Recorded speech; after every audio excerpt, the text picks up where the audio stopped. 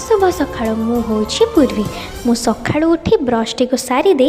तापरे मु मो जीवन रे एक भल गुण अपनाइछे जोटा कि प्रतिदिन गरम पानी रे मेथी गुंड एवं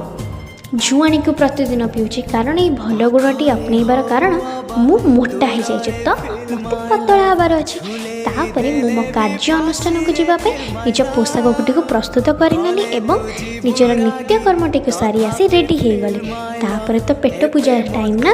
निज पेट पूजन करनेली काली फ्राइड राइस एवं तेल भाजी एवं सालाड कारण पतला है ना तो टी सालाड भी तो खावा पड़ो कि नहीं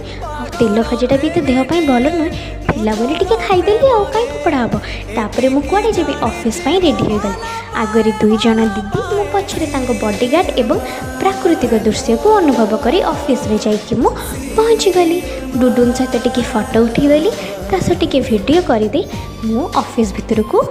गली भारी दीदी मान सहित टी मजा मस्ती करदे दीदी तांको काम करने को लगिले मो काम जाई करी तापर ऑफिस रू बाहर समय आम हेवी ड्राइवर गोटे गाड़ी आम 3 जन को निजे भी 4 जन आम गोटे गाड़ी रे अति मजा करी और डरी डरी भी आसिकी आम रूम पाखरे आमको पहुँचाई देले आउ हेवी ड्राइवर जनक टी आपण मैंने देखी नियंतु तापर आम आम लंच टी को सारी दे आमे टिके रेस्ट नहीं गलु तापर रात्र भोजन मु प्रिपेरेसन में रागिगली किए लगी रोषे जनक आज्ञा मु रोषे आज कौन फरमाइश थी आलू पराठा एवं लाछा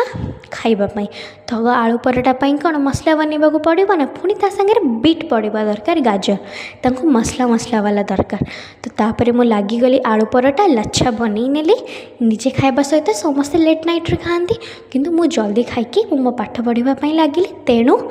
एबे रात्रर वीडियोटी रखुची आपण मैंने शोई पड़तु शुभरात्रि थैंक यू।